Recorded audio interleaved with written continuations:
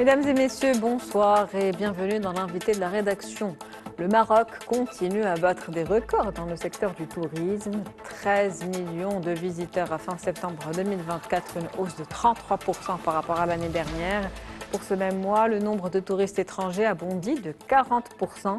Une performance que la ministre de tutelle Fatima Zahra Amor explique par l'augmentation significative des liaisons aériennes, les campagnes promotionnelles ainsi que le développement d'infrastructures modernes et d'expériences touristiques attractives. Tourisme au Maroc, on en parle ce soir avec M. Mohamed Jedri. Vous êtes économiste. Bonsoir, merci d'être avec nous. Bonsoir, c'est toujours un plaisir. Toujours un plaisir de vous recevoir. Alors, comment expliquer cet intérêt pour la destination au Maroc? Je l'ai dit en préambule, le nombre de touristes étrangers a bondi de 40%.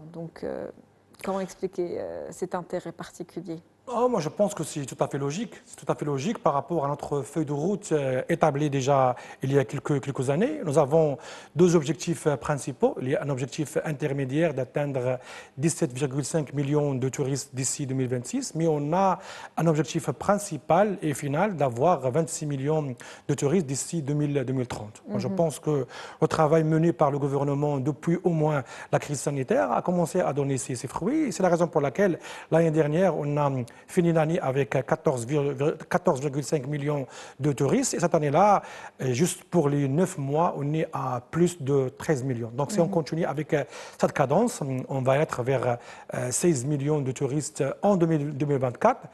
Chose qui va dire qu'on va atteindre l'objectif de 2026 l'année prochaine, Inch'Allah. Et où en est aujourd'hui cette feuille de route 2023-2026? Effectivement, cette feuille de route, il a une enveloppe budgétaire assez conséquente de 6 milliards de dirhams. Et on est en train de travailler, pardon, quel que soit à travers la promotion touristique du Maroc, à travers l'ouverture de plusieurs liaisons aériennes avec des destinations non connues par le Maroc et surtout avec des cahiers de charges avec les régions marocaines. Parce qu'aujourd'hui, le ministère, avec chaque région, il va développer une offre touristique. Par exemple, avec la région de Souss-Messa, on va développer le soleil et la plage, mais on va aussi développer avec d'autres régions la question de la montagne, la question du désert, etc. Donc chaque région, il a ses spécificités géographiques pour le Maroc dans laquelle on va faire de la promotion pour le tourisme. Moi, je pense qu'aujourd'hui, on réalise des chiffres d'affaires qui sont assez conséquents. Juste pour les 8 mois, d'après les statistiques de l'Office de change, on est à 76 milliards de dirhams. Donc, on peut dire que vers la fin du mois de septembre, on a déjà dépassé largement les 80 milliards de dirhams. Et j'en suis sûr qu'on va continuer avec cette cadence. Donc, ça va être la deuxième année consécutive qu'on va dépasser le seuil de 100 milliards de dirhams. Chose qui est très bénéfique pour le Maroc, pour la valeur ajoutée, quel que soit pour le PIB, pour la création de postes d'emploi. Parce que juste avec cette feuille de route, on prévoit de créer 200 000 postes d'emploi entre 2023 et 2026.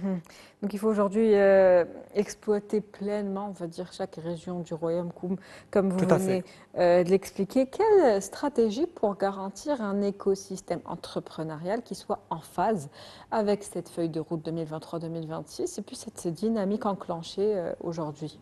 Non, bien sûr. Moi, je pense que le gouvernement, aujourd'hui, elle travaille sur pas mal d'axes stratégiques. Premièrement, il y a avec notre compagnie aérienne historique, la Royal Air du Maroc. Donc, on va doubler déjà le nombre d'avions d'ici 2040. Ça, c'est un élément qui est assez essentiel. On va s'ouvrir sur notre destination non connue par le Maroc. Et le deuxième élément, c'est la question d'infrastructures hôtelières. Aujourd'hui, on voit, juste à Rabat, on voit aujourd'hui qu'il y a une expansion par rapport aux hôtels. Il y a la création d'au moins entre 20 et 30 hôtels juste à la capitale Rabat, alors qu'on voit qu'il y a dans d'autres régions, il y a le même cheminement et la même dynamique pour les autres régions. Donc ce sont des éléments qui sont essentiels. Et aussi, il ne faut pas oublier qu'aujourd'hui, il y a aussi le gouvernement qui finance aussi les investissements des promoteurs touristiques dans toutes les régions du Maroc. Moi, je pense que ce sont des éléments essentiels qui vont créer de la richesse, qui vont créer de postes d'emploi, qui vont contribuer pour atteindre des objectifs, c'est-à-dire surtout des taux de croissance à la hauteur de 5, 6, 7%, parce qu'il y a aujourd'hui, chaque année, il y a entre 300 000 et 400 000 jeunes qui viennent à la recherche de postes d'emploi, de l'emploi d'emploi. Donc, il faut qu'on crée des postes d'emploi à travers l'aéronautique, l'automobile, l'artisanat et surtout à travers le secteur touristique. Une feuille de route donc ambitieuse pour créer aujourd'hui de la Tout à valeur. fait.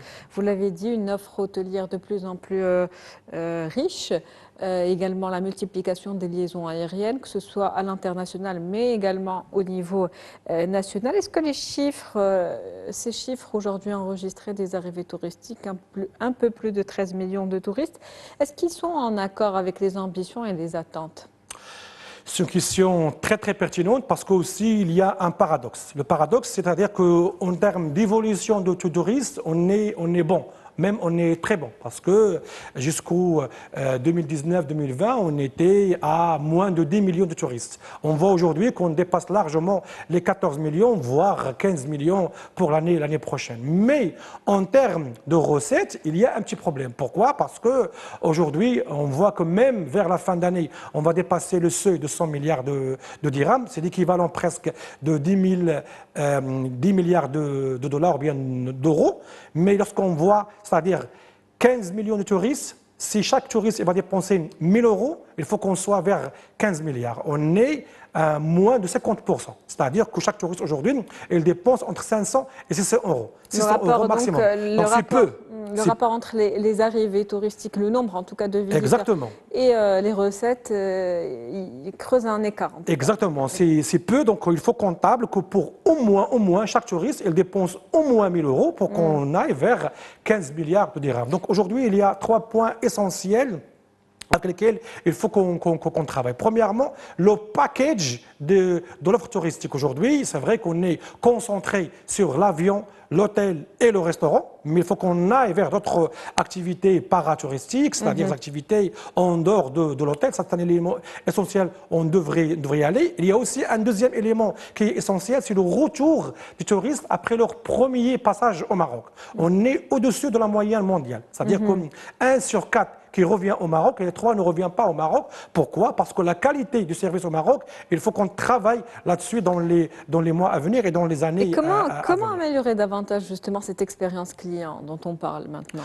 Moi, je pense aujourd'hui il y a diverses pistes avec lesquelles on devrait travailler. Par exemple, de formation peut-être Le capital humain, c'est essentiel. Il faut qu'on forme les gens pour travailler. Et aussi, il y a le premier élément flagrant, c'est la question des taxis au niveau des aéroports. C'est scandaleux aujourd'hui ce qu'on est en train de vivre dans les aéroports. Il faut aujourd'hui qu'on travaille sur les applications, on travaille sur plein de choses, surtout qu'on va organiser la Coupe du Monde en 2030. On va être en comparaison avec l'expérience touristique en Portugal et en Espagne. C'est-à-dire le spectateur qui va être allemand ou bien britannique lorsqu'il va venir en Espagne ou bien en Portugal, il faut qu'il voit la même chose au Maroc. Il faut qu'on soit dans les mêmes services pour les 3 pays. Donc c'est un élément qui est essentiel. Aussi, il faut qu'on travaille sur... C'est un constat, oui, mais qu'on ne peut pas généraliser sur l'ensemble du territoire marocain. Non, bien sûr, on ne peut pas le généraliser. Et aussi, même pour les taxis, ce n'est pas tous les taximens qui font quelque chose des bêtises, mais il y a aussi des taximens qui se respectent, qui travaillent pour le tourisme marocain. Donc il faut comptable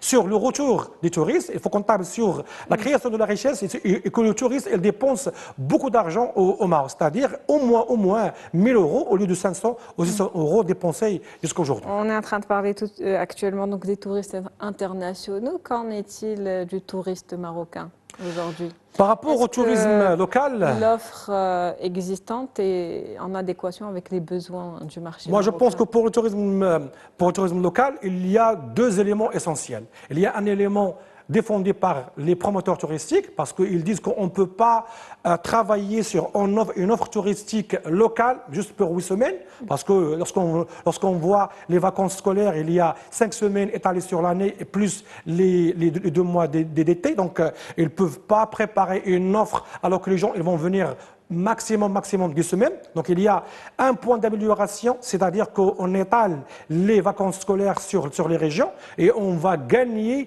10 semaines supplémentaires. C'est-à-dire on va y aller vers 20 semaines ou bien 25 semaines pendant l'année. En ce moment-là, même le promoteur touristique, il peut préparer une offre pour les Marocains. Aujourd'hui, lorsqu'il y a une famille de 4 personnes, une maman, un papa et 2 enfants, lorsqu'il va y aller vers un hôtel, il ne va pas proposer un appart-hôtel ou bien une suite, mais il va préparer 2 chambres, ce qui est assez cher pour une famille de la classe moyenne. Surtout qu'aujourd'hui, il y a un gap entre les 5 étoiles et 4 étoiles et les hôtels non classés. Mais on a une offre touristique très petite et très minutieuse par rapport aux 2 étoiles et 3 étoiles qu'on voit dans les pays voisins comme l'Espagne, comme le Portugal. Mais en parallèle aussi, par rapport aux Marocains aussi, moi je pense que les Marocains aussi, il faut qu'on prépare pour eux une offre touristique pour qu'ils soient dans leur pouvoir d'achat pour aujourd'hui ou demain. Ils peuvent commencer un produit touristique à leur convenance. Une offre qui soit adaptée donc également au budget des familles marocaines. Quels sont aujourd'hui les défis structurels qui existent encore ou qu'on pourrait améliorer d'ici justement les 4-5 prochaines années, d'ici donc la Coupe du Monde? Moi, je pense que le travail est déjà mené. Je pense que par rapport aux infrastructures, déjà, on commence à travailler par rapport sur les infrastructures routières, sur la rénovation des aéroports, parce qu'aujourd'hui, quel que soit l'aéroport, par exemple, d'Agadir, il faut qu'on travaille là-dessus, parce que c'est un petit aéroport qui ne peut pas accueillir plein de monde. Par rapport à l'aéroport de Marrakech, aujourd'hui, qu'il est en surcapacité, parce qu'on a vu, au mois d'avril dernier, pendant les vacances de Pâques, à travers la réussite de la destination de Marrakech, ils ont attendu dans le hall de l'aéroport plus de 3 heures, 4 heures pour récupérer le bagage ou bien pour passer les services de douane. Donc, il faut qu'on travaille sur l'élargissement de l'aéroport de Marrakech. Par rapport aux routes aussi, c'est essentiel, mais aussi il faut qu'on s'ouvre sur d'autres destinations. Par exemple, sur la région de la Haute-Filiale, il faut avoir une voie express. Moi, je pense qu'aussi la voie express entre Tizi et Dakhla va aussi travailler sur les destinations du Sud. Moi, je pense qu'il y a un travail là-dessus, mais aussi, en parallèle, il faut qu'on travaille sur l'amélioration du capital humain, parce que demain, après-demain, on aura besoin des cadres, des serveurs, des gens qui travaillent pour des prestations touristiques dans les années à venir. Des régions, en tout cas, avec un potentiel à exploiter, dans lesquelles on devrait investir pour l'avenir du tourisme. Merci à vous, Monsieur Mohamed Jidri. C'était un plaisir de vous avoir. Je rappelle que vous êtes économiste. Merci pour toutes ces précisions. C'est la fin d'Invité de la rédaction pour ce soir. Merci pour votre fidélité. Très bonne soirée.